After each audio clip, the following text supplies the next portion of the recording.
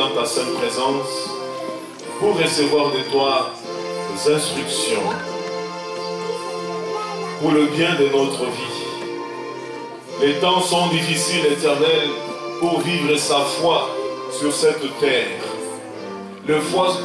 Les temps sont difficiles, Seigneur, pour exprimer même sa foi. Car, Éternel, presque tout est corrompu. Mais tu as toujours un restant fidèle pour toi. Que pour ces restants fidèles, Seigneur, cette sémence de vie que tu nous envoies au travers de ton serviteur, venant de très loin, accomplisse tes desseins dans nos vies.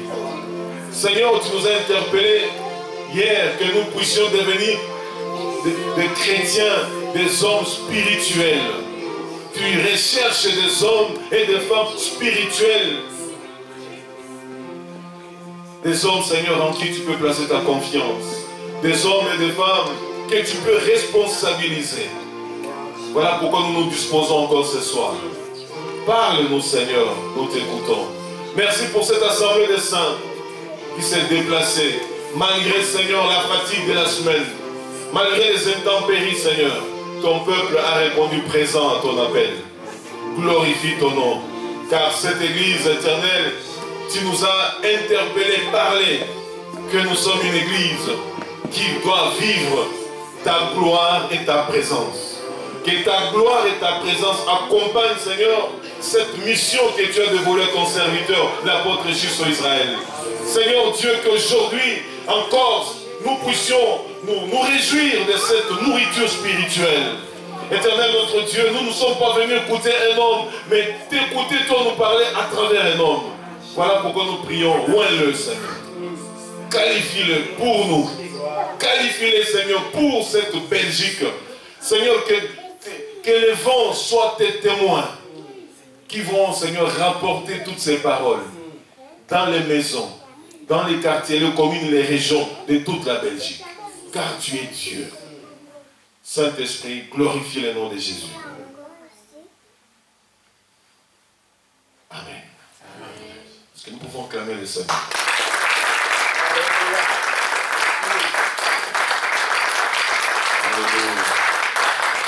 Que la gloire, la puissance, l'honneur, la magnificence reviennent à celui qui est assis sur le trône.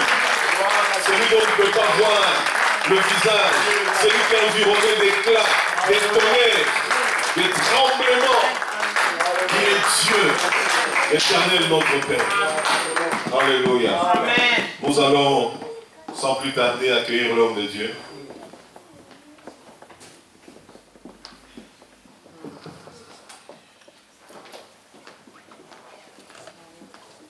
Je vous souhaite déjà beaucoup de bénédictions ce soir.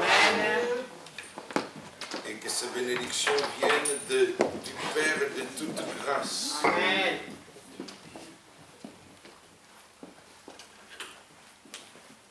C'est là notre vocation. Dieu dit que nous devons être bénis.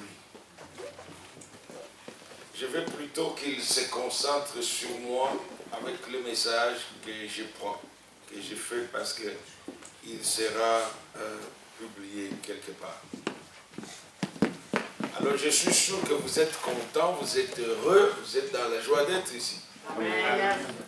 Parce que si vous ne venez pas auprès de Dieu avec beaucoup de joie ou de la joie, et c'est déjà un problème parce que le Seigneur n'aime pas forcer les gens à venir. David dira toujours, j'étais dans la joie. Quand on m'a dit, allons à la maison du Seigneur. Et j'aimerais vous dire que nous devrions, en tout cas, nous exercer à avoir cette joie parce qu'il y a une parole prophétique qui dit que le peuple de toutes les nations se réjouiront avec le peuple de Dieu. Amen. Donc nous devons déjà être en avance. Nous devons déjà donner la raison à Dieu de pouvoir permettre au peuple du monde de nous joindre. Le monde attend des grands événements. Même le monde sans Dieu. Nous étions en train de parler avec le pasteur Hubert sur cette histoire diabolique qui se passe déjà en Afrique, l'histoire d'Ebola. L'Ebola, c'est un complot occulte. Donc, c'est pourquoi parler des hommes spirituels s'avère indispensable et très important maintenant. Vous avez une race que le diable n'aime pas, le diable nous hait et on veut nous ravager tous. Et soyez éveillés. L'Ebola est un complot venant d'ici de l'OTAN. Donc on envoie des virus en Afrique pour détruire les Noirs. Le nombre qu'on doit tuer chaque jour, c'est de 340 000 Noirs par jour. Comme ça, l'Afrique peut être dégagée et les Blancs peuvent l'occuper. Donc, si vous êtes sérieux avec les choses de Dieu, j'aimerais alors vous défier ce soir, que vous puissiez écouter sérieusement et consciencieusement et que ça change votre vie.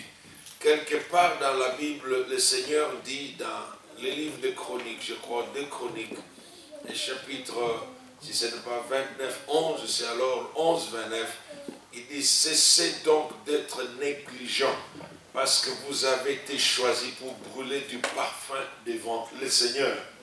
Donc nous ne sommes pas n'importe qui.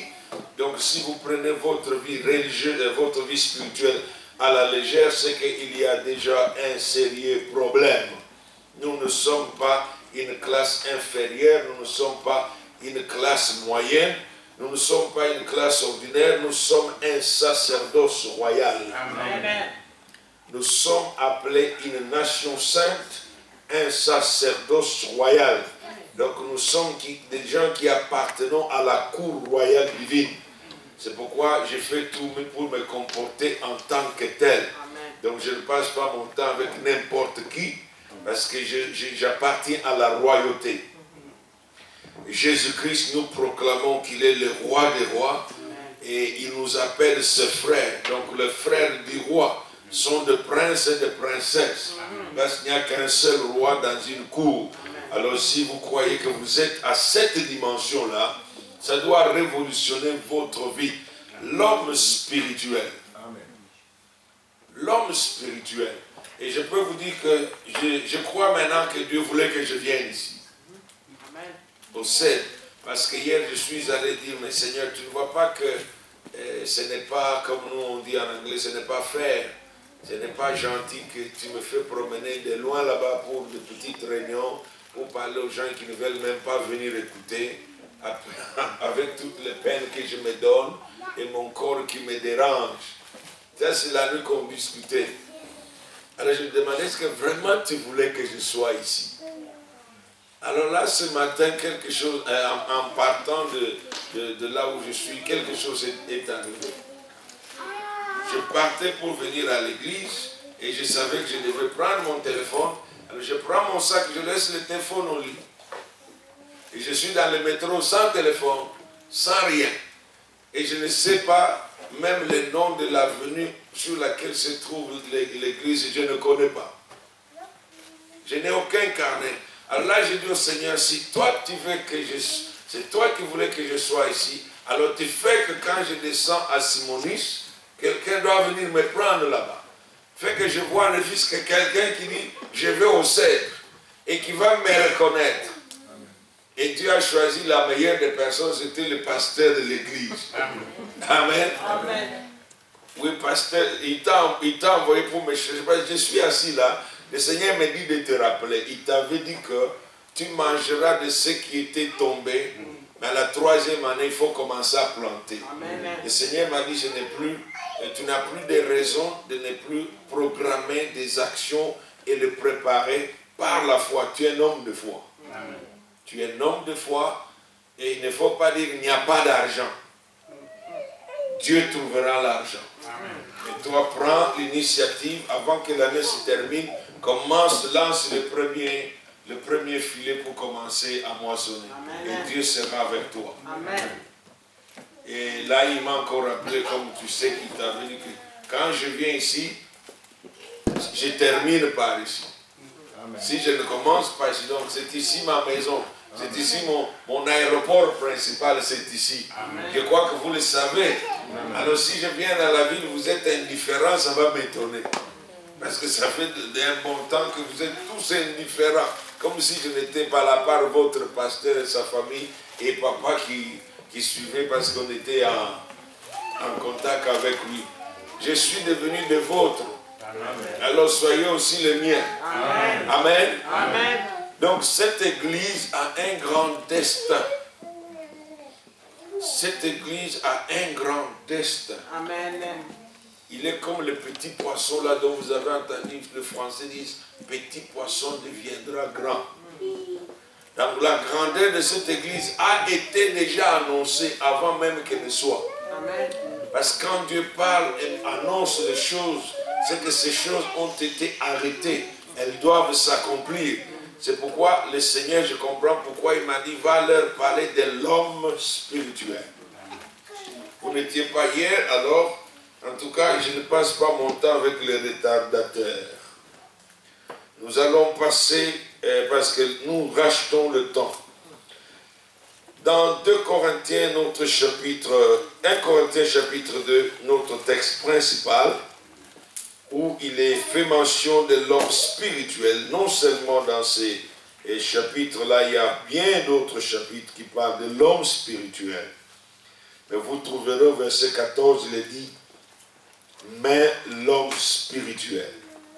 Et plutôt 15, l'homme spirituel au contraire, c'est-à-dire, il y a une certaine contradiction avec une autre personne.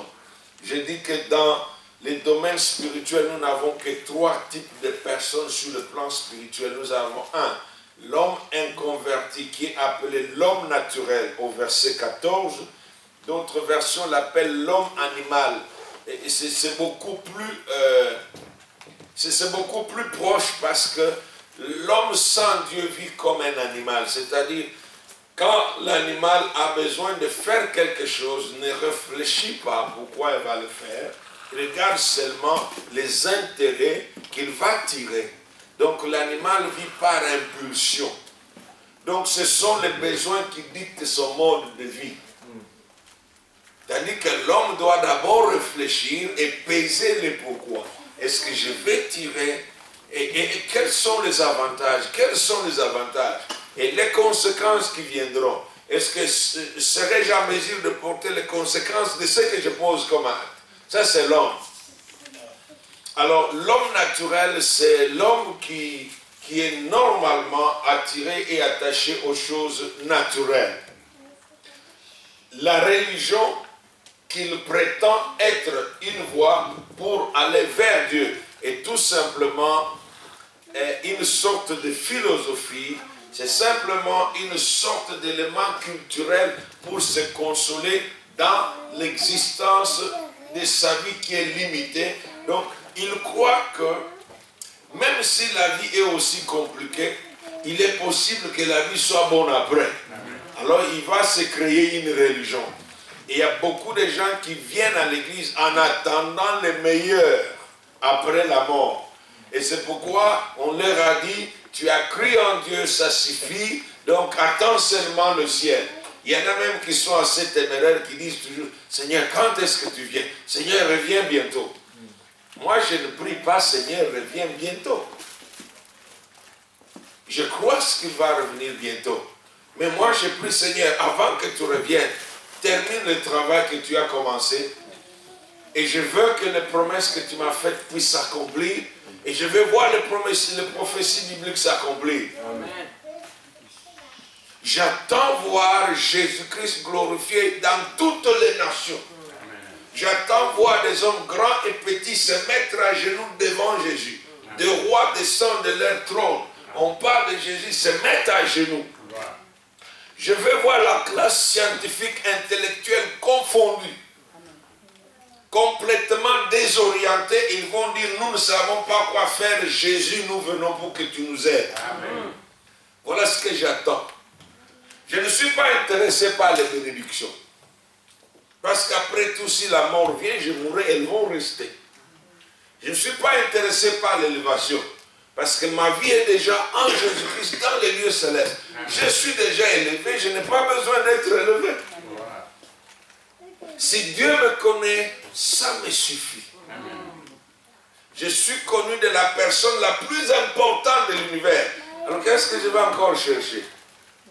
C'est pourquoi je ne souffre pas qu'on m'ignore ou qu'on s'intéresse à moi. Maintenant, ma seule préoccupation, c'est que les hommes tournent leur regard vers celui qui le mérite, parce qu'il est mort sous la croix, il a été crucifié, il a souffert, il a pris la place qu'il ne méritait pas, il a connu la situation la plus dégradante alors qu'il n'était pas digne de cette situation. Pour toi et pour moi. Et il a dit, lorsque le Fils de l'homme sera élevé, il attirera tous les hommes vers lui. C'est pourquoi je viens ici. Je veux que tu sois attiré par Jésus-Christ. Je ne veux pas que tu sois attiré par le miracle de Jésus-Christ. Je ne veux pas que tu sois attiré par la guérison que Jésus donne. Je ne veux pas que tu sois attiré par l'Église, mais par Jésus-Christ et Jésus seul. Amen. Et pour que cela soit possible, le thème de ce message, l'homme spirituel, est un message que tu dois entendre. Parce que dans la compagnie de Jésus-Christ, dans son cercle, il n'admet personne d'autre que des hommes et des femmes spirituels. Amen. Beaucoup de gens à l'Église ont des apparences spirituelles. Ils parlent comme spirituels. Ils font des choses comme si c'était spirituel, mais ils ne sont pas spirituels. Nous allons voir, quand on parle de spirituel, on parle de surnaturel. Tu ne peux pas être spirituel et ne pas opérer dans le surnaturel. L'homme spirituel est l'homme qui a renversé l'ordre des choses dans le monde. Il ne fait plus prévaloir les choses matérielles. Les choses matérielles sont devenues accessoires et secondaires pour lui. C'est l'homme qui n'a pas d'excuses pour Dieu. Et il y a beaucoup de gens à l'église qui ont des excuses. Mon enfant est malade, enrhumé. Oh là là. Mais si ton enfant est malade, enrhumé, qu'est-ce que tu fais? Tu l'amènes où? À l'hôpital, n'est-ce pas? Entre Jésus-Christ et l'hôpital, qui est meilleur? Alors c'est que vous comprenez que nous ne sommes pas encore au niveau des hommes spirituels.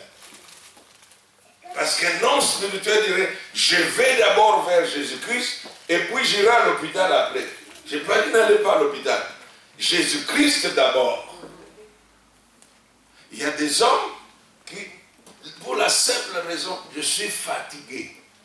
Quelle raison misérable et déplorable. Amen.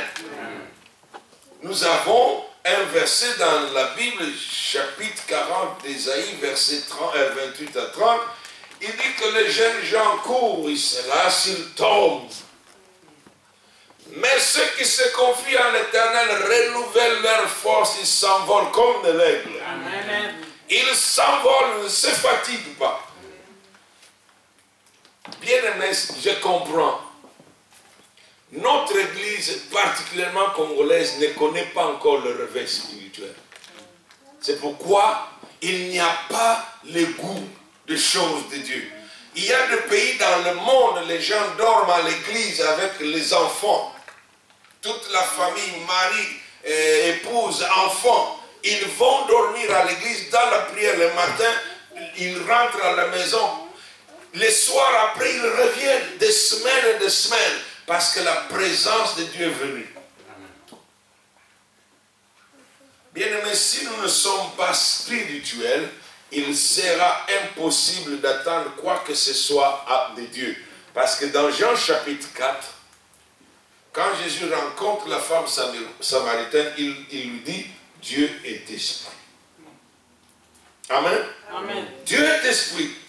Jusqu'à ce que nous devenions spirituels, nos chansons ne le seront jamais.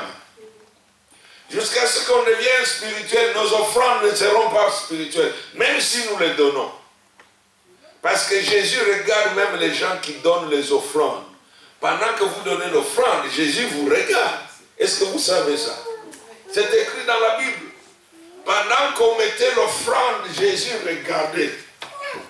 Regardez ceux qui faisaient la comédie. Ils en avaient tellement qu'ils mettaient seulement un peu. Ceux qui disent, bon, ça ne va pas me causer du tort. Dans leur abondance, ils donnaient les superflus. Mais Jésus regarde cette dame veuve, sans mari, sans enfant. Elle avait tellement un cœur pour Jésus, elle était spirituelle. Même son offrande était spirituelle. Bien-aimé, le Seigneur veut des hommes et des femmes spirituels à l'église. Si aujourd'hui l'église souffre de divisions et de tout le tralala que nous avons dans l'église, c'est parce qu'il y a peu d'hommes spirituels, en commençant par la chair. Nous avons des théologiens dans la chair, mais pas des hommes spirituels en grande partie. Parce que la plupart croient, ils prennent beaucoup de temps, des années de travaux durs à la théologie, de pratique. Mais quand ils doivent maintenant chercher la face de Dieu, ils ne sont pas là. Bien-aimé dans le Seigneur, l'homme spirituel est un homme surnaturel. Parce qu'il opère dans une sphère qui est différente que la sphère naturelle. Regardons dans Colossiens chapitre 3. Dans Colossiens chapitre 3, la parole de Dieu est claire. Il dit, si donc vous êtes ressuscités avec le Christ. Ici, il ne parle pas de la résurrection de nos corps quand Jésus reviendra. Il parle de notre résurrection spirituelle dans notre esprit qui a été régénéré. Parce que quand vous lisez Éphésiens chapitre 2, verset 1, il dit que vous étiez morts dans vos péchés. Amen. Amen. Le péché nous tue. Et quand nous sommes morts, Dieu n'a pas de relation avec des morts. Il commence par nous ressusciter d'entre les morts. C'est pourquoi, sinon ça serait une folie quand Père dit, nous avons été ressuscités avec le Christ. Ici dit donc, si, c'est conditionnel. Si donc, c'est-à-dire il y a lieu de s'interpeller. Un chrétien, c'est une personne qui doit vivre une vie d'interpellation, d'auto-examination. Dans Romains même, Paul dira, avant que nous lisons ici dans Colossiens, quand vous regardez Paul, il dit clairement ceci dans Romains chapitre 11 ou chapitre 13, et je vais trouver, c'est un verset qui me fait toujours jouer des petits tours alors que normalement je connais de quoi il parle. Il dit ceci: examinez-vous vous-même. Maintenant c'est dans 1 Corinthiens. Il dit examinez-vous vous-même et voyez si vous êtes dans la foi. Ça c'est une grande responsabilité. Donc nous-mêmes, nous devons nous examiner constamment pour voir si nous sommes dans la foi. Il dit que parce que ce n'est pas possible, nous ne pouvons pas opérer dans un domaine spirituel sans l'outil le plus important de ce domaine qui est la foi. Amen. Amen. Or, la foi est spirituelle.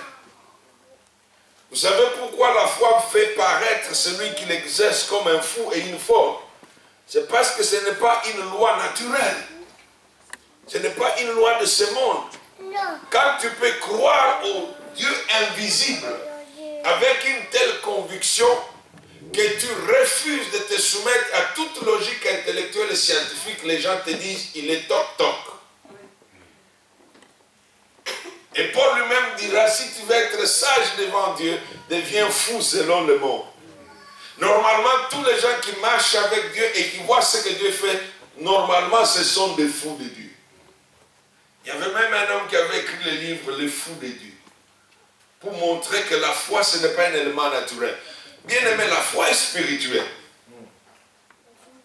La parole de Dieu, pour qu'elle devienne quelque chose de substantiel, elle est aussi spirituelle. La parole est spirituelle. C'est le livre le plus compliqué dans le monde. Tu peux aller à la meilleure université du monde et terminer avec des PhD, des doctorats. On te donne la Bible, tu es confus comme un enfant qui vient du village. Parce que ce n'est pas un livre naturel, normal. Mais quand tu deviens spirituel, ce livre devient aussi limpide, aussi clair. Je sais que nous avons un problème à l'église. nous avons tellement été séduits par la prédication de la prospérité, de la bénédiction, de miracles, que nous avons perdu de vue l'essentiel. Et quand vous parlez comme je parle ici, c'est facile de voir les visages des gens à l'église tristes. Il y en a même qui se posent la question, pourquoi je suis venu ici, je savais, je serais resté chez moi. Amen. Amen. Mais si tu n'es pas un homme spirituel, tu ne connaîtras pas Dieu. C'est comme quelqu'un qui est né et qui reste dans sa maison tous les jours, qui ne décide pas d'aller à l'école, qui veut acquérir la connaissance. Tu dois aller à l'école. La vie spirituelle, c'est l'école de l'esprit. C'est ça ce qu'est la vie spirituelle. Une progression dans la vie spirituelle, sans la guidance, sans la conduite et le conseil du Saint-Esprit, c'est une aberration.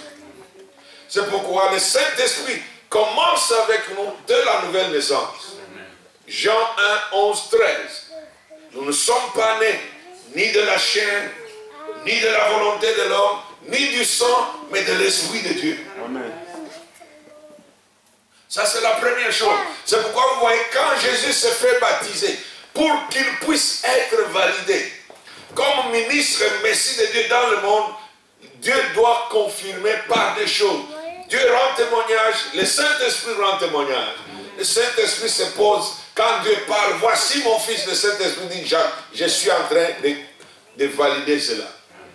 Et tout de suite, alléluia, amen. Tout de suite, le Saint-Esprit dit à Jésus, je suis en charge. Du moment que tu es devenu homme et que tu as mis ta divinité en arrière pour que la chair ne te pose pas de problème dans le monde, je te prends en charge. Amen. La Bible nous dit clairement, quand il sort de l'eau, conduit par le Saint-Esprit au désert. Donc, quand quelqu'un te conduit, c'est que tu dois te soumettre totalement. Tu ne peux pas conduire ta voiture, toi tu dis, allons à Simonis et ta voiture va à Belgique. Même tes pieds. Tu vas à Simonis, mais tes pieds se retournent et regardent ailleurs. Ça ne va pas marcher. Et en matière de conduite, dans une voiture, il ne doit y avoir qu'un seul chauffeur. L'homme spirituel est l'homme qui est arrivé au point où il a abandonné la direction et le contrôle de sa vie au Saint-Esprit. La majorité des gens parlent du Saint-Esprit, ils ne le connaissent même pas. Ils l'invoquent sans savoir qui il est. Le Saint-Esprit n'est pas un objet. Il n'est pas une influence. Ce n'est pas un garçon de course. Le Saint-Esprit est Dieu au même titre que le Père et le Fils. Amen. Il exige qu'on lui obéisse et qu'on se soumette à lui. Et il veut que les gens le suivent. Si nous parlons de l'homme spirituel, sa capacité et son statut de spiritualité vient du fait que le Saint-Esprit qu'il avait engendré en Jésus-Christ l'a pris en charge dès le jour où il a dit publiquement je suis chrétien.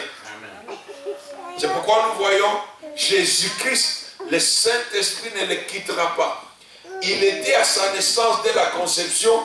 À la résurrection de Jésus-Christ, le Saint-Esprit doit être là. Amen.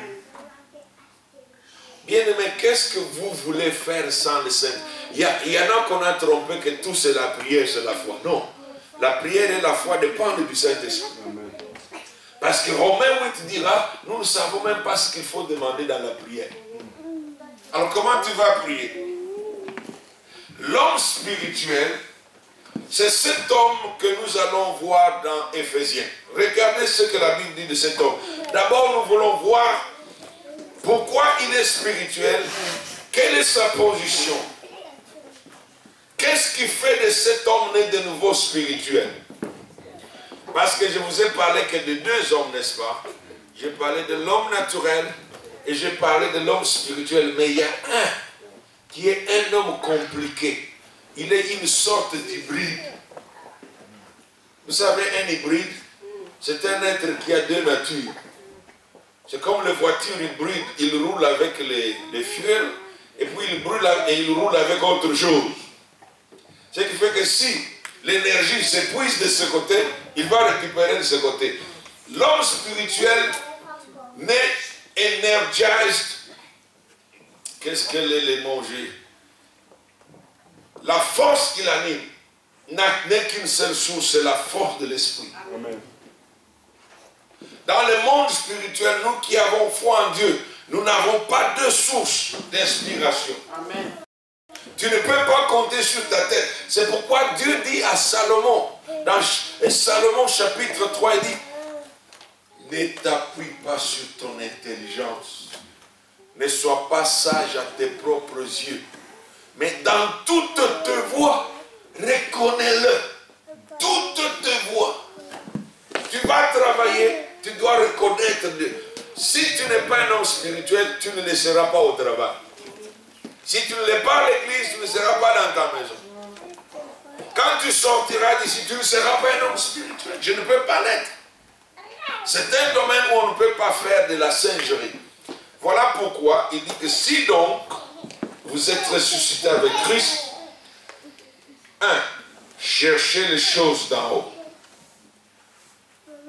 Voilà la préoccupation de l'homme spirituel. Pourquoi? Parce que c'est là que sa vie tire, se racine et se ressource. Il cherche les choses d'en haut. Est-ce qu'en haut, il y a des parcelles?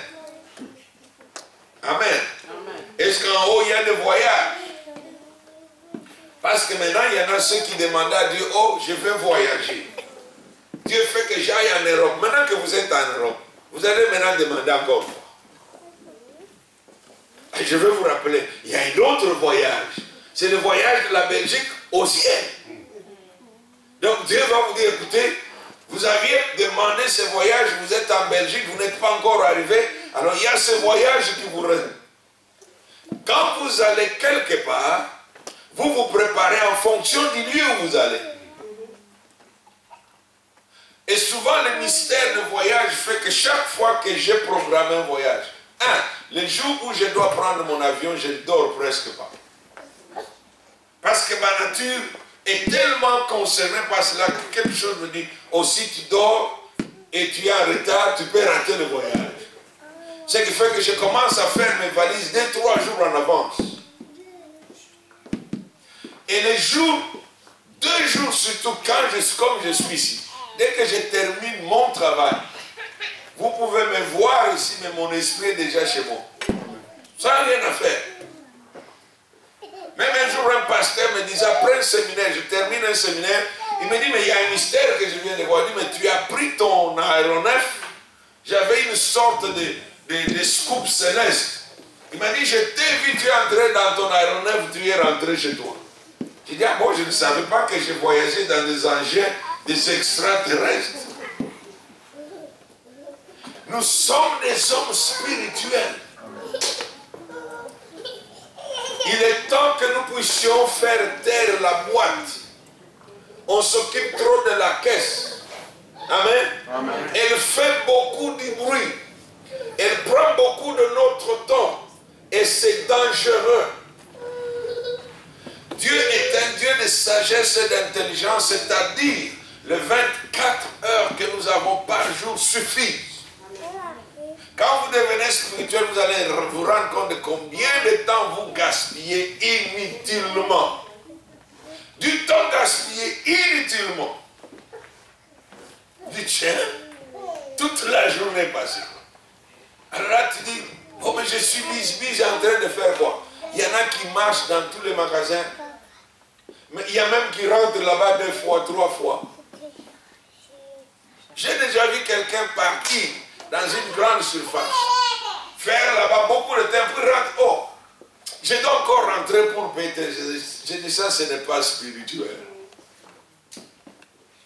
Tu dois racheter ton temps. Alors bien aimé, la Bible nous dit clairement, l'homme spirituel est celui qui reconnaît que je suis assis en Christ à la droite de Dieu.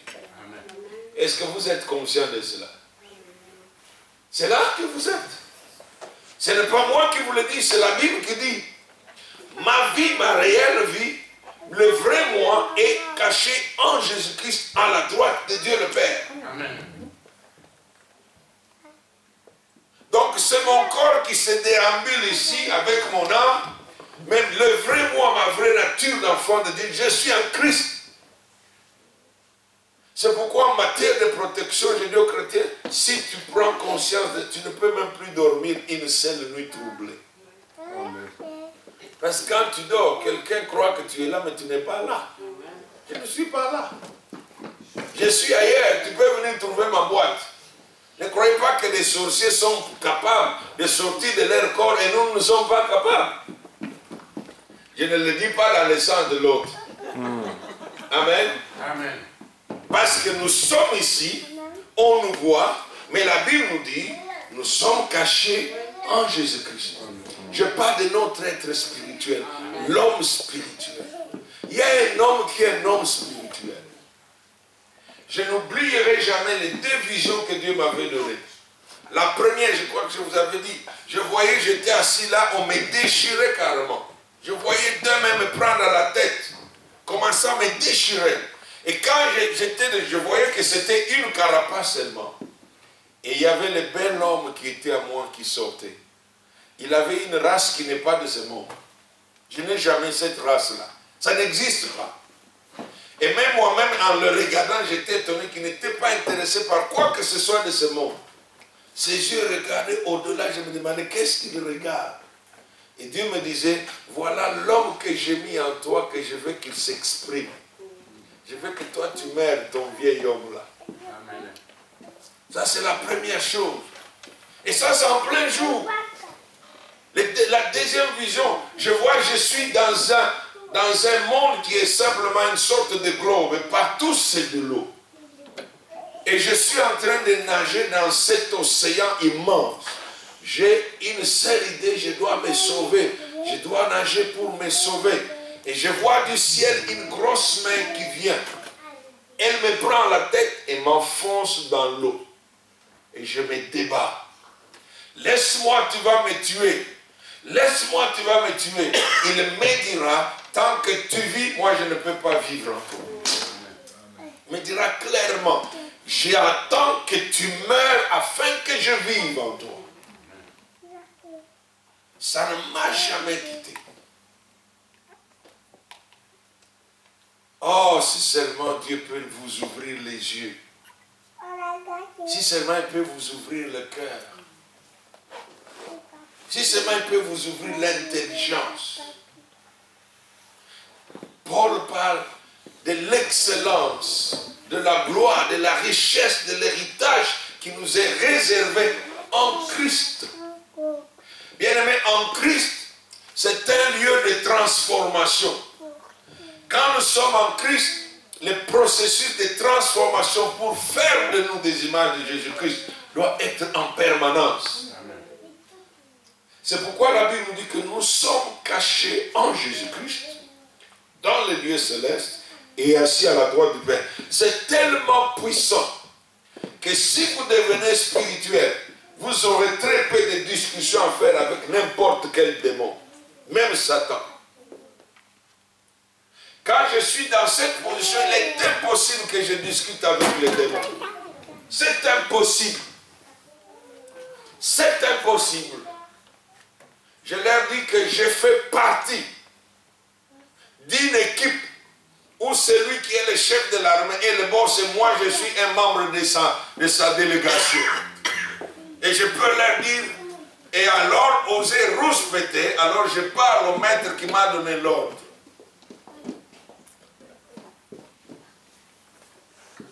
Et c'est intéressant. C'est intéressant.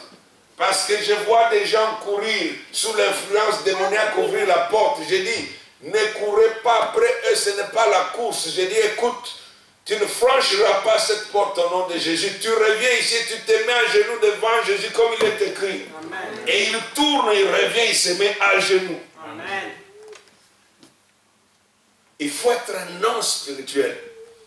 Il y a des trésors de richesse auxquels qui nous sont réservés, mais nous ne pouvons pas y accéder parce que la majorité d'entre nous sont encore charnels. Vous avez les mêmes chrétiens qui viennent à l'église pour 2 heures. Et les mêmes chrétiens vont à une fête de mariage pour 8 heures. Les mêmes chrétiens.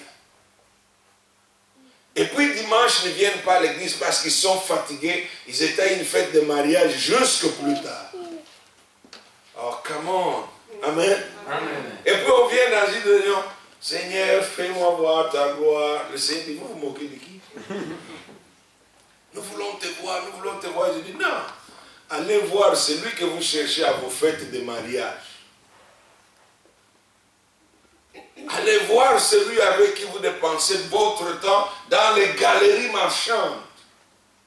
Allez voir celui que vous cherchez à l'abattoir chaque samedi de longues heures. Amen. Amen. La question que nous devons nous poser, si nous sommes ennuyés dans un culte, qu'est-ce que nous allons faire au ciel? C'est une question qu'il faut se poser. Tu es embêté dans un culte où nous sommes venus rencontrer Dieu. Parce que cette place a été arrangée pour Dieu. Et une fois qu'on le lui donne, elle devient son domaine privé. C'est comme nous sommes là, Dieu nous a reçus. Il nous a dit, venez dans ma présence.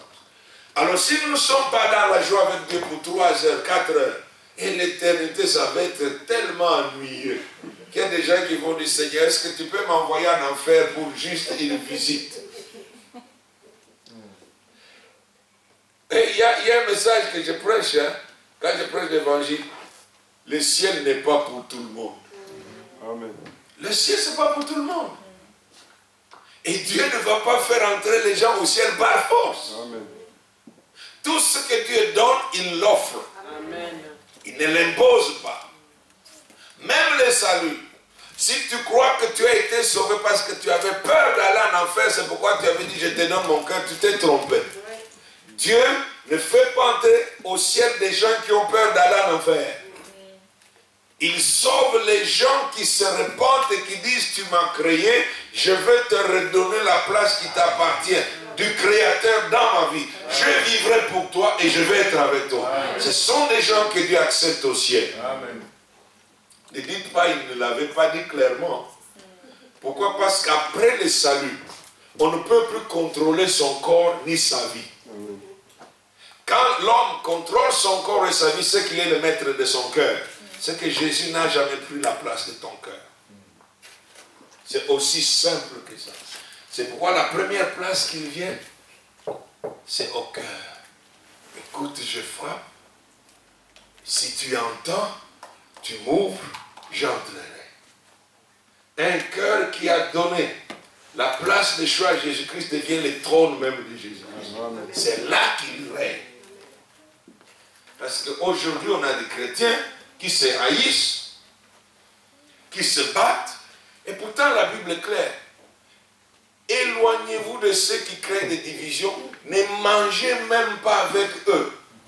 C'est clair. Alors vous avez des gens, quelqu'un crée une division dans une église, il y a même des gens qui le suivent. Et là tu connais que non, ces gens qui ont suivi la personne ne sont pas de Dieu. Saül est resté 40 ans roi, quand bien même il était rejeté.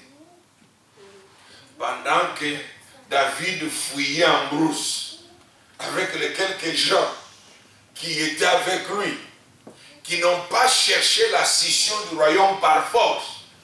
Parce que David fera croire, comprendre à Saül, je ne veux pas ton trône. Je suis même en train de te fuir. Mais aujourd'hui, vous avez des ministères qui naissent parce que l'homme cherche sa gloire. On dit, oui, pasteur, et quand il part, ça se coupe aussi en morceaux. Et l'autre morceau qui est parti, c'est encore des morceaux. Parce qu'il n'y a pas des hommes spirituels à l'église. Le chrétien charnel, l'homme charnel est un chrétien, mais c'est le cousin du pécheur. C'est son cousin. Ils font des choses communes. Ils sont semblables, beaucoup de similitudes. C'est pourquoi vous voyez bien aimé, L'homme spirituel, c'est une personne qui a pris sa responsabilité pour vivre sa spiritualité dans un monde qui est antagoniste à Dieu et qui est opposé à la foi et à la loi de Dieu. Le monde entier est sous la domination du diable. Un point, un trait. À l'hôpital où vous allez là, c'est sous la domination du diable. Est-ce que vous savez que même ici, en Europe, je vous ai dit qu'on est en train d'envoyer le virus d'Ebola pour nettoyer l'Afrique. Mais est-ce que vous savez qu'ici en Europe, ils ont déjà préparé quelque chose qu'on appelle cocktail? C'est une dose forte d'héroïne. Quand on t'opère, ils vont faire que quelque chose aille mal et qu'ils te disent tu vas être une légume. Ils vont dire aux autres, est-ce que vous voulez qu'ils souffrent comme ça? Et eux-mêmes, ce sont des satanistes qui sont dans les hôpitaux. Ils vont te mettre cette injection et ça commence à éteindre tes organes. Et ils disent même, il ne parviendra pas le samedi prochain parce qu'ils savent que tu vas mourir. Alors si tu n'es pas spirituel, comment tu vas t'en sortir? Parce que même l'hôpital et les médicaments et les médecins que tu croyais que c'est ton refuge, il y a un danger là-bas. Où iras-tu? Amen. Amen. Où est-ce que tu vas aller? Il y a beaucoup de médicaments qui ne sont pas des médicaments normaux. Comment un médicament peut te donner les pensées de suicide? Mais moi je vais vivre, pourquoi ton médicament veut que je me tue? C'est qu'il y a autre chose que tu as mis dans ces médicaments-là. Il y a des satanistes à tous les niveaux. Les hommes du monde des ténèbres, ce sont aussi des hommes spirituels, mais du côté des ténèbres, et ils veulent influencer ce monde. C'est pourquoi si nous voulons aussi avoir notre influence dans ce monde, nous devons être spirituels. Et la première chose, il faut prendre conscience de votre identité en Christ et de votre position. Amen. Et il faut développer cette relation. À part la relation, il y a la communion. Alors la Bible nous dit que Dieu a un grand projet et une suprême intention. Nous venons de voir que Paul dit aux Colossiens, attachez-vous aux choses d'en haut et non à celles qui sont sur la terre, car vous êtes morts. Ça c'est fantastique. C'est la plus grande façon de vérifier que vous êtes chrétien. Est-ce que je suis encore mort ou je vis? Si Christ qui vit en moi, c'est-à-dire ce sont les caractéristiques de Christ qui vont prendre l'emprise dans ma vie. Alors vous allez voir que l'homme charnel, quand bien même il est sauvé, il n'aime pas prier. Ça l'embête. S'il y a la prière et le match de football, il va regarder parce que c'est mon équipe. S'il faut prier, lire la Bible, il préfère aller prendre un magazine et commencer à lire le magazine. S'il faut aller à l'église, il préfère aller faire le tour dans la place Roger, ou je ne sais pas où, la place intéressante. Il a toujours quelque chose à faire dans le monde. Mais tandis que l'homme spirituel, la Bible dit qu'il est intéressé aux choses d'en haut. Il est attaché aux choses d'en haut. La prière, c'est ça la place où il veut être. Vous savez, quand nous on s'est convertis, nous venons d'une autre époque. Quand on se retrouvait, on avait des cantiques, on commençait à chanter. C'est pourquoi, bien aimé, si vous voulez être spirituel, enlevez dans votre tête, je suis belge. Vous êtes belge, c'était juste pour vivre ici. Amen. Mais vous n'êtes pas belge. Si vous êtes chrétien, comprenez, vous n'êtes pas belge. Parce que la Bible nous dit dans 1 Pierre, nous sommes des étrangers et des pèlerins. Nous sommes des passages.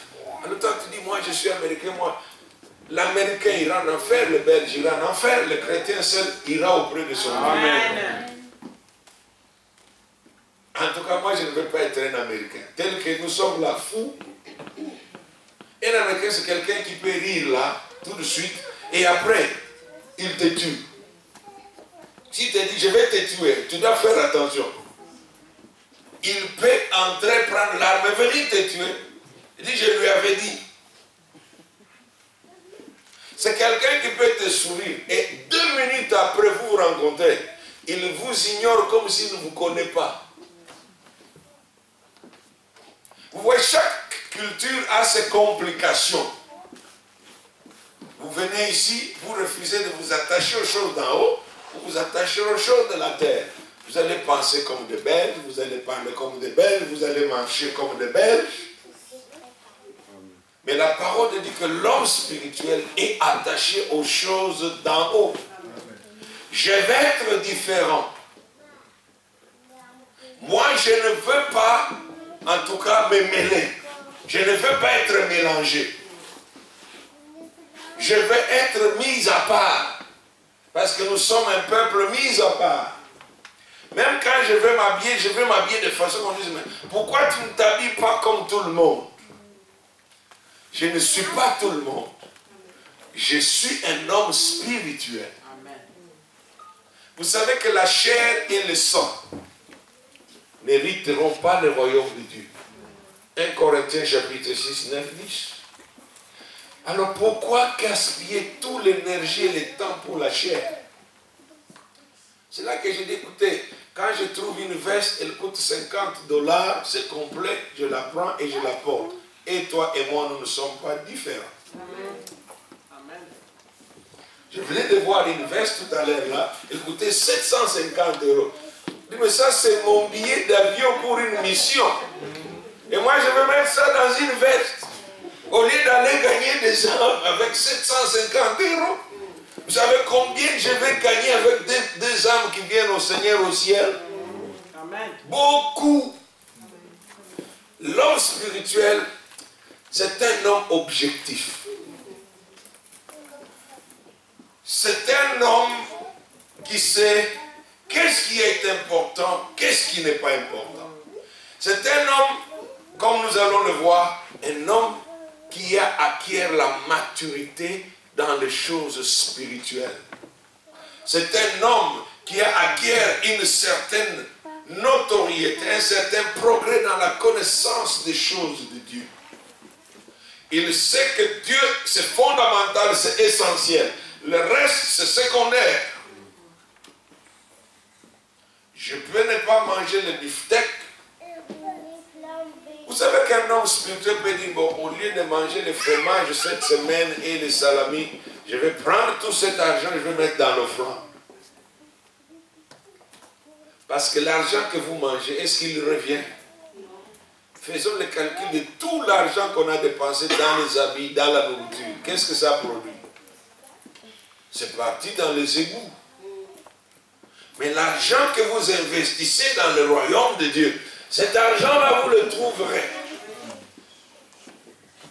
Et la réalité avec l'investissement, c'est que l'investissement reproduit toujours et augmente le capital. Tant que la compagnie existe et vos parts d'action sont dans cette compagnie, vous aurez tout. Et plus ça augmente, plus vous avez le pouvoir de vote et vous serez au conseil d'administration et vous commencerez à gérer les destinées de cette compagnie. Amen. Les hommes à qui et les femmes à qui Dieu donne le pouvoir et son royaume ne sont que des hommes spirituels. Toutes les déclarations que nous faisons parce que ce sont dans la Bible, elles ne sont pas fondées jusqu'à ce que nous soyons qualifiés pour le proclamer. Tu ne peux pas parce que tu es parti à l'école pendant 9 mois et tu n'étudies pas, tu veux qu'on te donne un diplôme à la fin. Est-ce que c'est normal? Aucune école ne fera pas ça. Ce n'est pas la fréquentation qui compte. Elle est nécessaire, mais tu dois te mettre au travail. L'homme spirituel est un homme qui travaille. C'est l'homme avec qui Dieu travaille. C'est à cet homme-là que Dieu fait de privilèges. Alors, bien aimés dans le Seigneur, regardons ce que Paul dit dans 1 Corinthiens chapitre 13. On parle plus de l'amour dans ces passages, même le verset qui est à la fin là. Je me suis toujours demandé pourquoi il parlait de l'amour et tout subitement, il change, il entre dans la connaissance. maintenant il dit, lorsque j'étais enfant, je parlais comme un enfant. Ça c'est la première chose. Notre langage nous identifie. La façon dont je parle m'identifie. C'est une façon d'évaluer la personne. Si vous voulez connaître une personne, à quel niveau, à quel degré cette personne se retrouve, dans n'importe quel domaine, écoutez la personne parler. Vous saurez que vous avez affaire avec quelqu'un où vous perdez du temps. Paul dit l'enfant, c'est normal, mais l'enfant a son temps. Il y a un temps pour être enfant. C'est pourquoi comme il joue là, on peut les maîtriser à l'église parce que c'est la maison de Dieu. Mais quand ils sont à la maison, laissez-les jouer. Veillez sur eux seulement. Amen. Mais ce sont des enfants. Amenez-les au parc. Qu'ils jouent, ils sont fatigués. Alors après, vous les prenez, vous les amenez. Mais il y a un temps où cela doit s'arrêter. Parce que si tu prends le même enfant là, tu nous dis il va transporter un des appareils, il va le casser. Pourquoi? Parce que ce n'est pas à son niveau. C'est ça la situation de l'homme charnel. L'homme charnel à l'église, si vous lui confiez des responsabilités, c'est lui qui crée des dégâts là où il est. Il n'a pas le sens de responsabilité. Il va se bagarrer. Vous voyez partout les enfants, ils se bagarrent, n'est-ce pas? Mais pour rien, comment ça s'est poussé? Il m'a fait, il m'a fait. Vous avez des gens comme ça à l'église. Pourquoi tu ne viens plus? Oh, parce que tel m'avait dit. Et Paul dit non, si nous voulons réellement atteindre la stature de cet homme spirituel, il y a un progrès et un développement qui doit prendre place. Parce que Dieu veut que nous partions d'une simple sémence à un fœtus, ça c'est dans le monde normal, et puis nous naissons comme des bébés. Nourrissons, chaque période est importante. Si vous avez un bébé, je peux vous dire que si vous êtes, à moins que vous soyez méchant, les bébés vous détendent, ils vous rendent heureux. En le regardant seulement, vous souriez même si vous ne voulez pas sourire. Donc, ils ont leur richesse. C'est pourquoi je disais à ma femme, je les aime quand ils sont 2 ans, donc ils sont 3 mois à 2 ans. Quand ils commencent à devenir 3 ans, en tout cas, moi, je n'en veux plus. À 6 ans encore, là, ça devient sérieux, ça devient grave. Parce que je dois me retenir moi-même pour comprendre, non, mais il est un nourrisson. Il commence à courir partout, il jette les choses par terre. Mais c'est là que tu as du travail à faire. Parce que c'est là qu'il pose tellement de questions. Qu'il te dit, écoute, j'ai faim de connaître. Et beaucoup de parents passent leur temps et disent, oh, cet enfant pose trop de questions. C'est justement pour ça que tu es parent. Il faut répondre à ces questions. C'est pourquoi quand quelqu'un me dit qu'il est né de nouveau, et après un temps, il ne me pose pas de questions, je commence à dire ça, c'est un mort-né. Mais chez Dieu, il n'y a pas d'avortement. Est-ce que tu poses jamais de questions à ton pasteur? C'est qu'il y a un problème. Une personne qui doit grandir doit poser des questions. Parce que nous ne connaissons, nous ne comprenons pas la Bible correctement. Il faut poser des questions. Une personne qui n'a pas faim, c'est un signe que la personne est malade spirituellement. C'est là que je dis, si depuis que tu es né, tu dis que tu es né spirituellement, il n'y a pas le désir de grandir, je te suggère d'aller à la délivrance. Tout simplement. Va t'asseoir qu'on enseigne. Avant que le séminaire ne se termine, tu sauras qu'il y a quelque chose en toi. J'étais avec des Belges là-bas tournés. C'était curieux que plusieurs disaient, mais tiens, c'est comme si quand tu parlais, tu ne parlais que de moi. C'était tout le monde qui venait. Je dis non, moi je ne parlais pas de vous. Dieu était en train de vous montrer le reflet de votre propre vie. Amen. Et quand je quittais, il y a un qui a dit, mais c'est fantastique, tout est nouveau. Je résors bien. Il se réjouit tout le temps. Je dis, voilà au moins un Belge heureux. Il faut que toi tu puisses aller témoigner chez d'autres Belges. Il est vraiment transformé. Il est heureux. Il est joyeux. bien-aimé dans le Seigneur, la Bible dit que quand j'étais enfant, je parlais comme un enfant, mais il n'a pas arrêté là-bas. Il dit, je pensais comme un enfant. J'ai raisonné comme un enfant. Lorsque je suis devenu homme, j'ai fait disparaître ce qui était de l'enfant.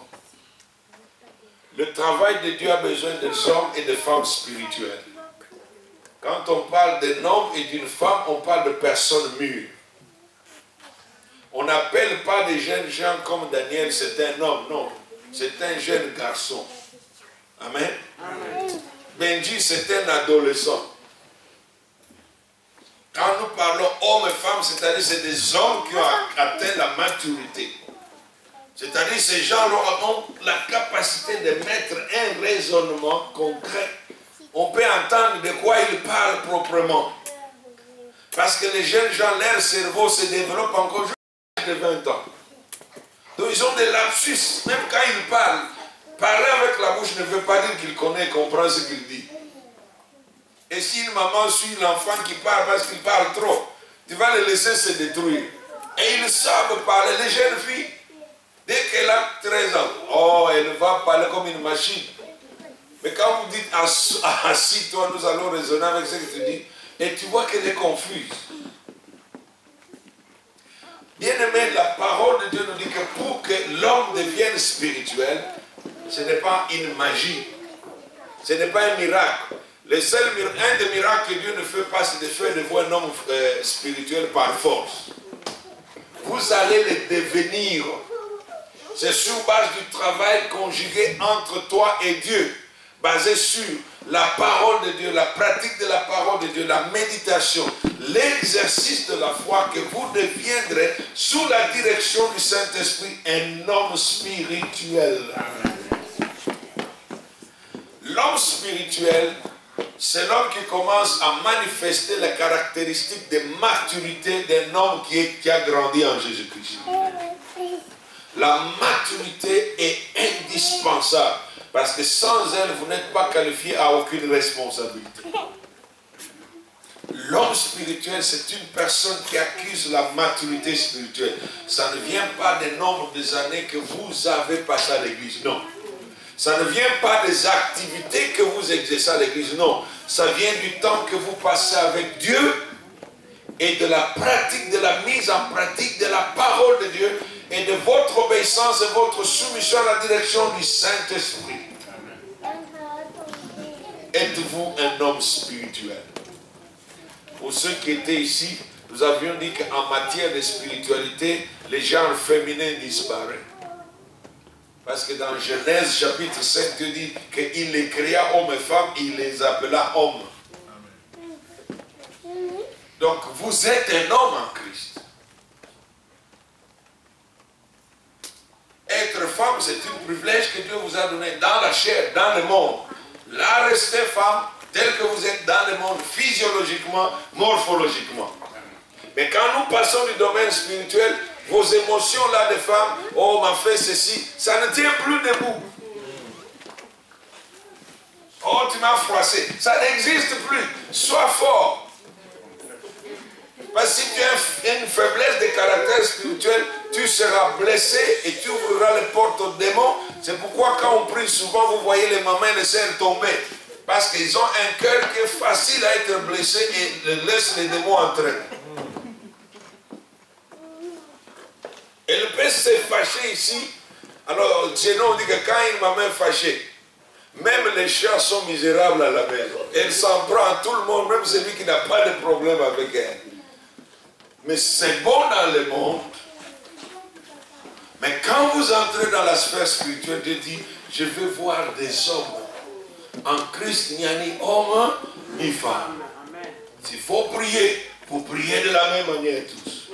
S'il faut aller témoigner, vous témoignez tous de la même manière. S'il faut faire un travail à l'église, non, vous prouvez que non, je suis un homme spirituel. Et Dieu veut que nous atteignions cette stature en Christ, car c'est la suprême intention de Dieu. Nous devons devenir des hommes faits à la stature parfaite. Vous savez pourquoi ces hommes sont importants à l'église? ils ne sont plus victimes de manipulation. Vous ne pouvez pas les balloter, les hommes spirituels. Quand tu viens avec tes histoires, ils te disent que Dieu te bénisse, nous avons aimé ton onction, mais nous restons chez nous dans notre église. Vous avez déjà vu des enfants, quand un homme riche vient à la maison, parce qu'il a une certaine relation avec papa, papa n'a pas l'argent que l'autre a, ils disent, bon papa, nous avons vu ton ami a beaucoup d'argent, nous le suivons. Les enfants restent chez eux, amen. Ils restent chez eux. Ils sont contents d'avoir rencontré l'homme riche, mais ils restent chez eux avec leur père. Dieu veut des hommes et des femmes qui sont spirituels à l'église, parce que la séduction du monde est entrée dans l'église.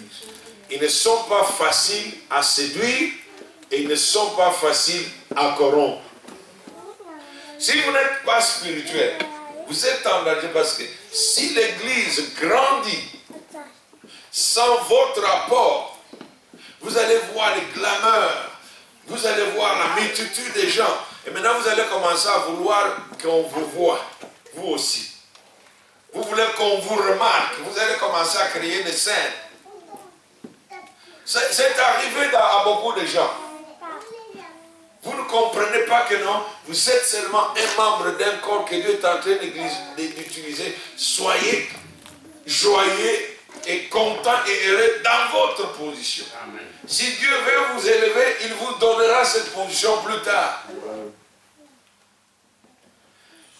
Un jour, je n'étais pas un homme spirituel. J'avais cru que les dons que j'avais faisaient de moi une grande personne. Je voulais aussi faire sentir aux autres mon importance. Parce qu'ils me maltraitaient. Mais quand même, ils réalisaient que Dieu m'utilisait dans la délivrance et la guérison. Alors, ils ont organisé une veillée. Ils ont dit, bon, en tout cas, vous allez veiller dans Gombe. Moi, j'ai dit, d'accord, allez, que Dieu vous bénisse. Je dis, non, ils ont demandé que tu viennes. Là, j'ai dit, Nakoyate. Je leur ai dit clairement, je ne suis pas Jésus. Jésus peut guérir ces gens sans moi. Mais mon problème était que je voulais qu'ils sentent que je suis important et qu'ils ne peuvent pas me maltraiter, qu'ils doivent me respecter. Il était 20 heures. Le Seigneur m'a dit, tu sais que la veillée doit bientôt commencer. Il faut que tu partes. J'ai dit au Seigneur, je n'irai pas. Ça, c'est l'homme charnel. Le Seigneur n'a pas discuté avec moi. Il a laissé que ma folie passe un peu. Et puis il est revenu. Tu sais que j'ai des gens qui vont venir et qui veulent être guéris et qui veulent être délivrés. Et parmi eux, il y en a qui croient que je t'utilise pour le faire. Il faut que tu partes. Il dit, non Seigneur, tu sais comment il me maltraite, je n'irai pas. Et là, il m'a dit, c'est la dernière fois que je te parle, je te dis de partir. Alors, si quelqu'un vient malade, et que toi, tu ne vas pas prier, alors, comme tu ne veux pas que les autres soient guéris, celui qui sera malade après, c'est toi. Si tu dois partir, pars maintenant, il est 21h. J'ai dit non, n'a aucune idée. J'avais cette rébellion de mon enfance à moi. À 21h juste, j'ai attrapé une grippe, j'ai commencé la maladie à 21h. J'ai tremblé de tout mon corps. J'avais froid. J'ai dit, Seigneur, laisse-moi, je vais partir. Il a dit, trop tard. Et je savais qu'avec la malaria, j'étais allergique à tout. Camokine, Nivaquine. Maintenant, l'Esprit Saint me regardait. Je cours vers le camokine. Oh là là, c'est le match dans tout mon corps. Je ne faisais que danser dans le lit. Donc, je ne dormais pas. Ça me démangeait partout pendant 4 jours.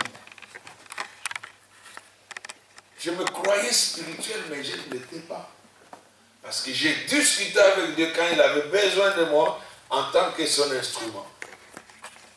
4e jour, c'était trop. Je suis allé me repentir. En tout cas, je me suis repenti sérieusement. J'ai dit, Seigneur, je suis un insensé, pardonne-moi. Je ne le ferai plus.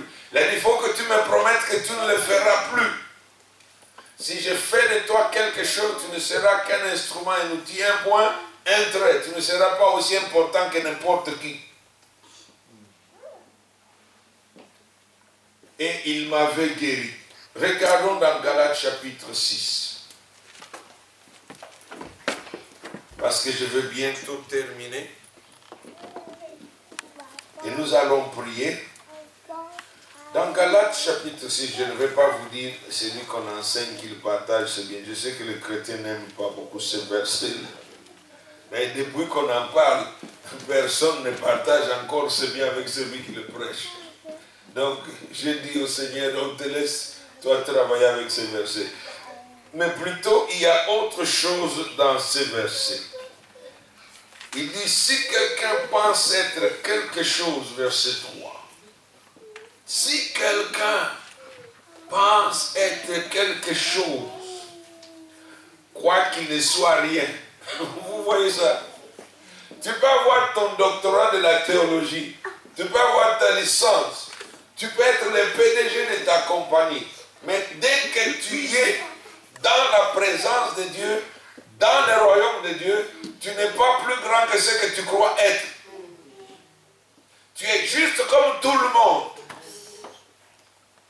Si Dieu te dit que toi tu ouvriras la porte pour que mes gens, et toi tu es le PDG de ta compagnie, tu l'ouvriras.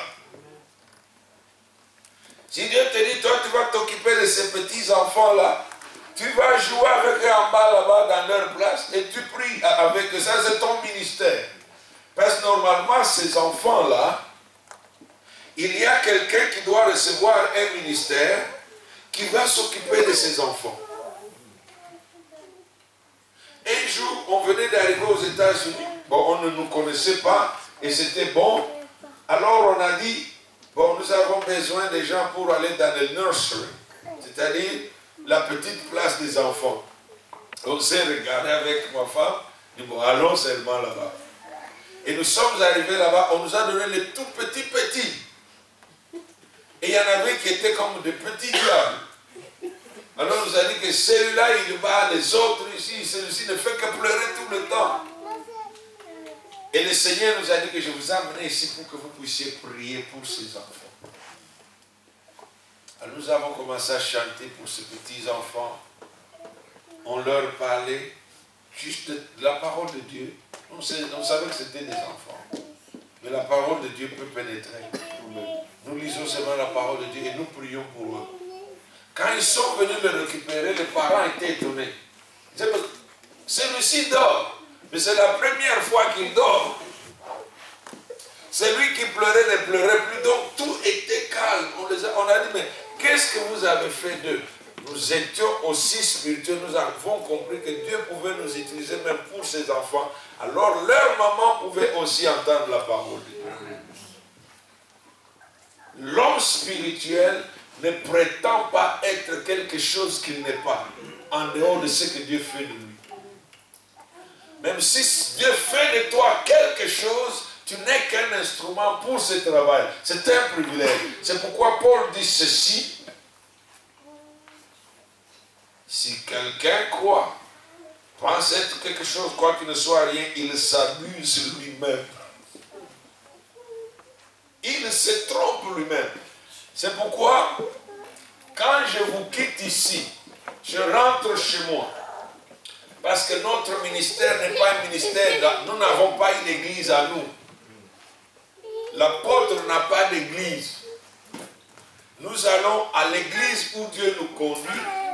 Nous entrons là-bas, nous faisons comme tout le monde. Tout ce qu'on me demande de faire là-bas, je le fais. Je m'assieds, j'écoute le pasteur comme moi-même, je vous prêche, j'écoute là. Moi aussi, je m'assieds, j'écoute. On demande aux gens qui veulent qu'on prie pour eux. Moi aussi, je me lève, je viens, on prie pour moi. Vous comprenez ça? Je viens aussi, on prie pour moi. Je ne leur dis même pas qui je suis. Je dis seulement, just pray for me. Quand vous avez une telle conduite, voilà ce qui va vous arriver, parce que j'avais dit que nous terminons 2 Timothée chapitre 3 verset 17 je crois. L'homme spirituel est la seule personne que Dieu qualifie pour être utilisée comme polyvalent. Si vous êtes un homme spirituel, une femme spirituelle, Dieu va vous surprendre. Il me l'avait fait.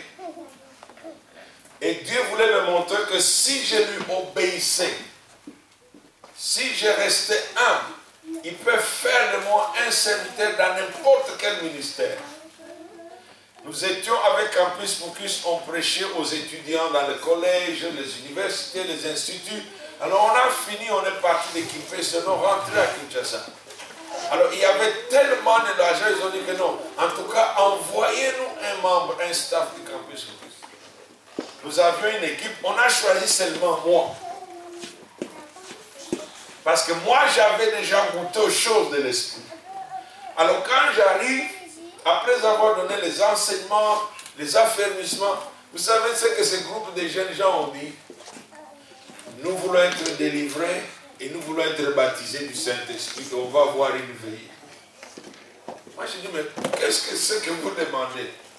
Et la délivrance et le baptême du Saint-Esprit dans une même veillée. Je viens là-bas, ils n'ont personne qui sait modérer une réunion. Ils ne l'ont jamais fait. Chanter, personne.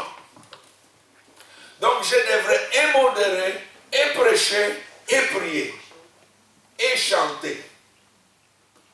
Donc j'ai fait tout moi-même. La veillée a commencé, je crois, à 7 h du soir. Je n'ai jamais vu une veillée qui commence aussitôt. Ils étaient là, ici c'est 80.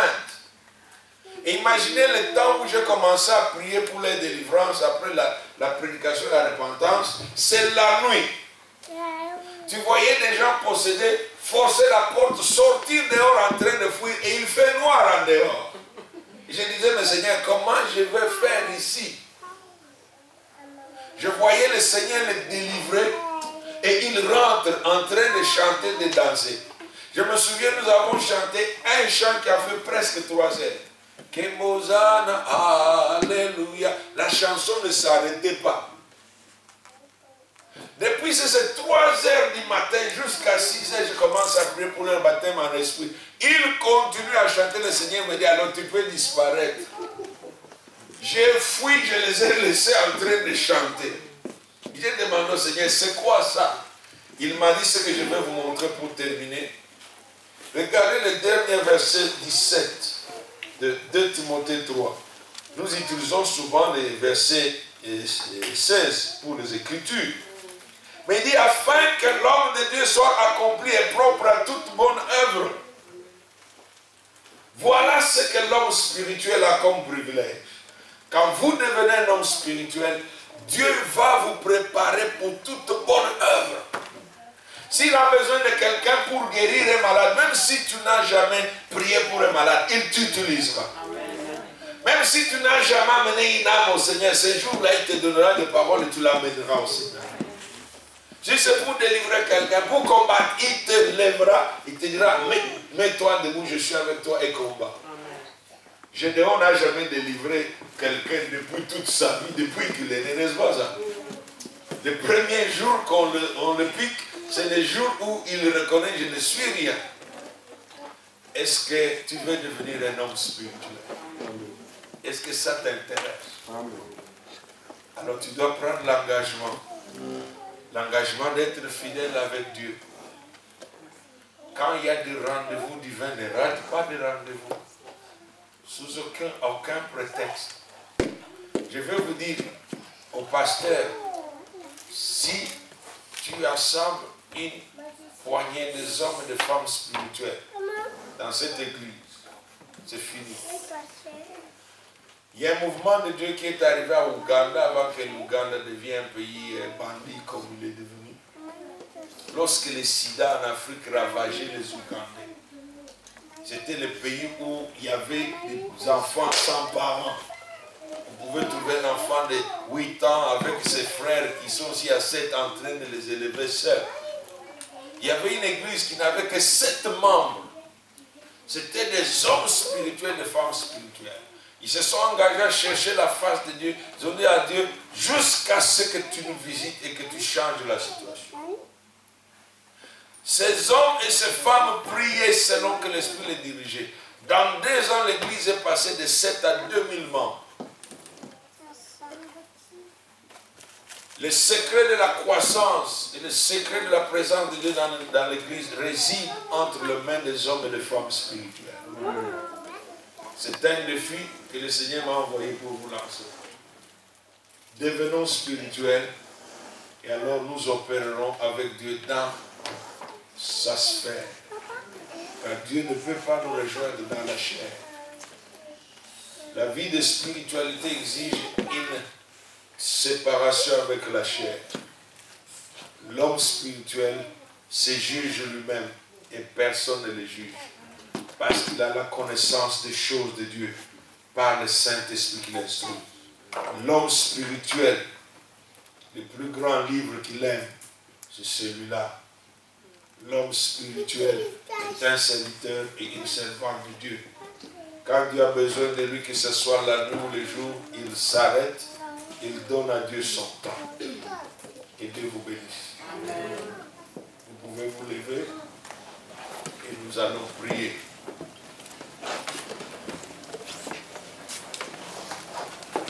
Ma sœur Léa et Sifa, nous allons chanter le cantique. Je veux être qu'à toi, Jésus, mon roi.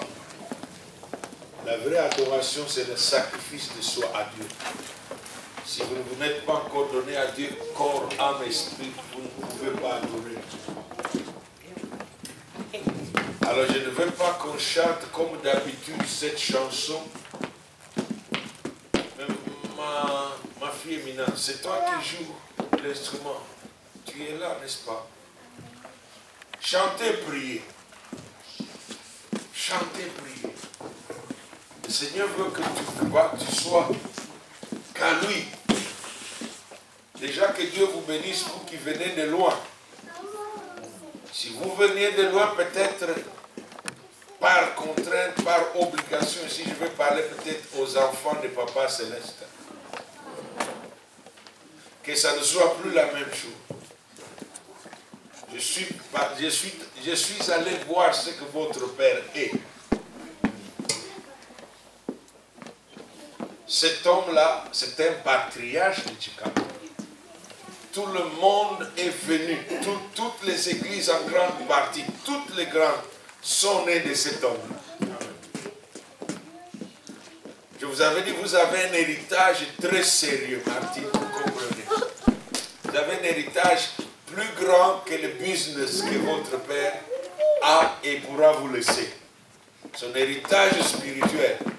C'est ça qui va vous garantir et qui va faire de vous des grands et vos enfants et vos petits-enfants. Donc aujourd'hui, je vous prie de ne plus venir à Dieu parce que papa est là. Que ce soit quelque chose que vous faites personnellement. Que Dieu vous trouve agréable. Je ne leur parle pas qu'à eux seulement. Je ne sais pas aussi, nous avons l'habitude des gens qui viennent à l'église parce que Toza Balouba. Nous avons des églises où on va parce que ça, Pasteur Azamboulou. Non, ne venez pas à l'église si vous voulez être un homme spirituel. Ne venez jamais à l'église pour cette raison. Amen. Ou c'est quelqu'un que nous avons grandi avec, c'est parce que je le connais. Venez à l'église parce que Dieu vous a dirigé vers cette assemblée-là. Est-ce qu'on peut chanter ces chants?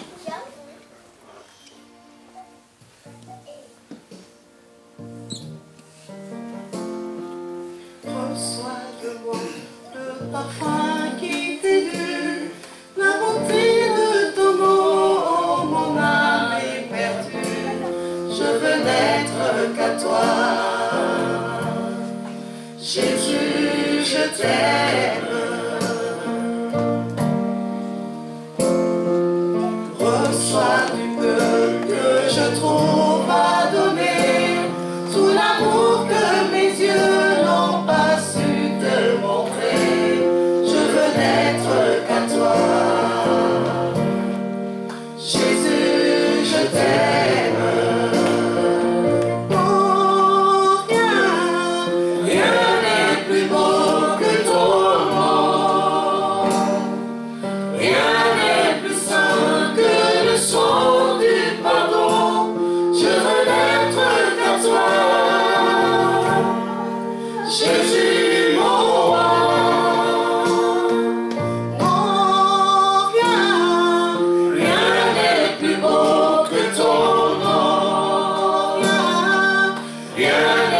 plus saint que le sang du pardon. Je veux n'être qu'à toi,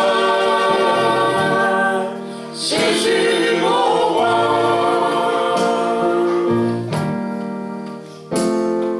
Je ne veux rien que vouloir te louer, adorer ton seul nom et ta fidélité. Je veux n'être qu'à toi, Jésus, je t'aime. Je veux marcher et laver à te voir, le penser de mon cœur dans le cœur de tes voix. Je veux n'être qu'à toi, Jésus, je t'aime. Touche mon cœur. Oh, rien n'est plus beau que ton nom, rien n'est plus saint, rien n'est plus saint que le sang du pardon. Je veux n'être qu'à toi, Jésus mon roi. Tu peux commencer à dire au Seigneur, je veux n'être qu'à toi. Rien n'est plus beau que ton nom. Tu peux dire au Seigneur, donne-moi un cœur après toi, un cœur qui est pour toi, Je veux n'être qu'à toi, un cœur qui fait de toi la priorité de ma vie, un cœur qui te donne la première et la dernière place. Je veux avoir un cœur comme toi, Jésus, parce que je veux être un homme spirituel à ta ressemblance, afin que je sois utile dans le royaume de Dieu, que je sois un instrument entre les mains de Dieu, pour que Dieu soit glorifié dans ma vie.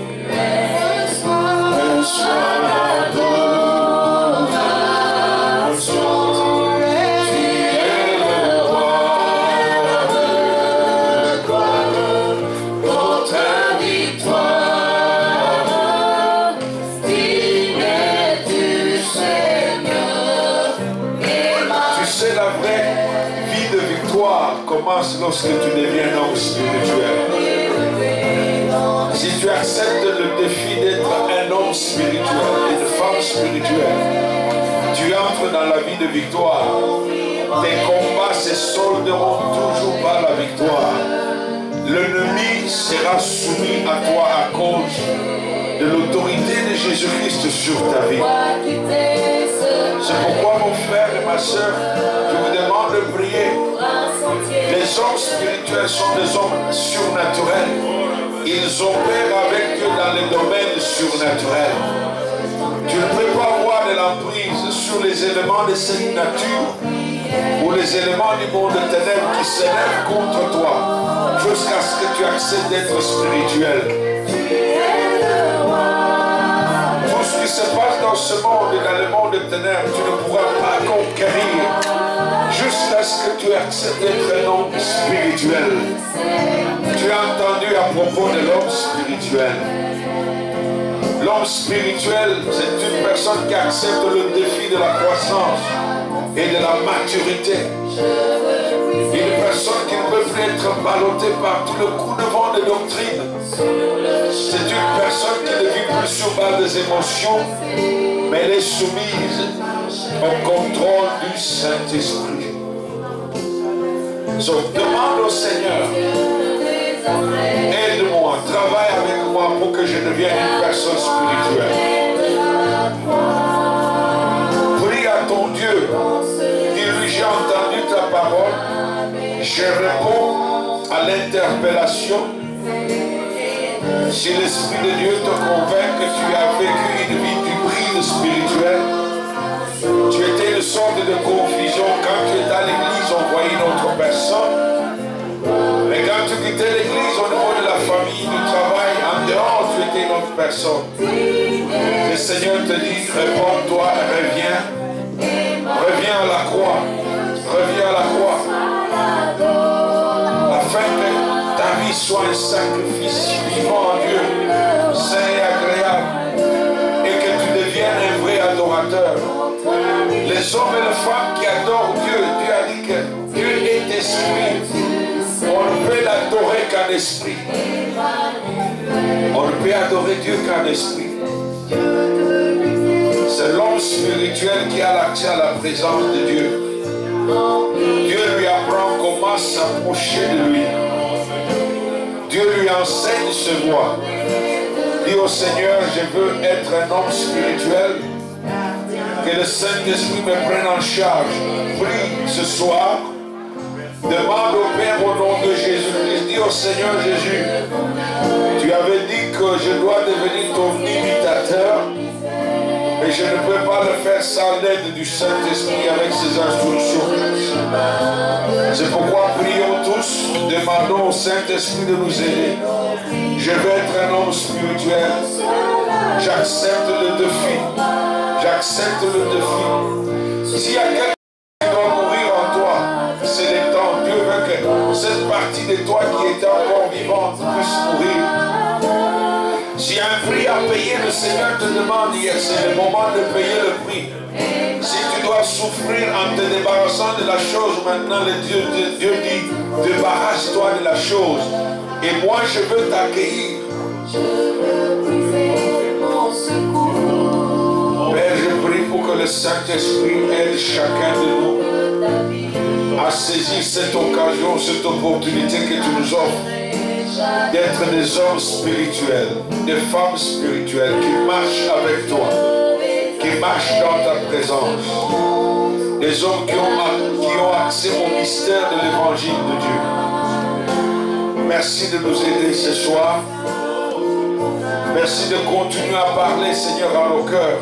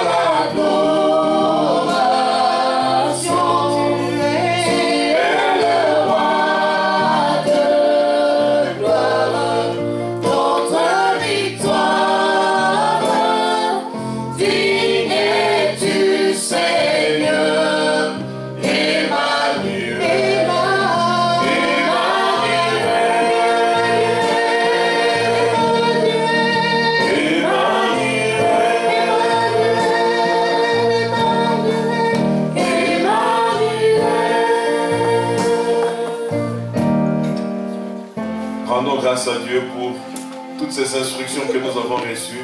Chacun selon que l'Esprit Saint-Esprit a déposé dans ton cœur. Rends grâce à Dieu pour les merveilles, pour les révélations et pour le rappel. Prions le Seigneur. Alléluia.